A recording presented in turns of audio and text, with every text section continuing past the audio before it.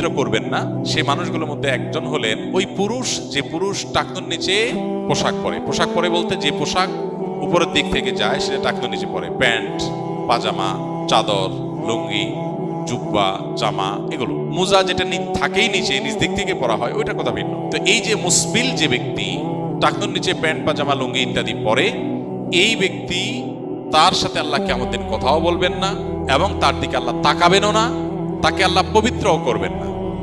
এই তিনটা ভয়াবহতা এই ব্যক্তির জন্য আছে, যে ব্যক্তি টাকনুর নিচে প্যান্ট, পাজামা, লুঙ্গি পরে। আমাদের দেশে অনেকে আছেন মসজিদে নামাজ পড়তে আসলে তখন প্যান্ট ভাঁজ করে। অনেক মসজিদে মুয়াজ্জিনরা মাইকে বলেনও যে টাকনুর নিচে যাদের প্যান্ট আছে প্যান্টগুলো উঠায় নেন। 2 নম্বর হলেন ওই ব্যক্তি, যে ব্যক্তি কাউকে দান করে খোঁটা দেয়, অথবা যাকে দান করেছেন তাকে নানার কথা দিয়ে কষ্ট দেয়। দান করেছেন, আল্লাহর কাছে আশা করবেন এর বিনিময়।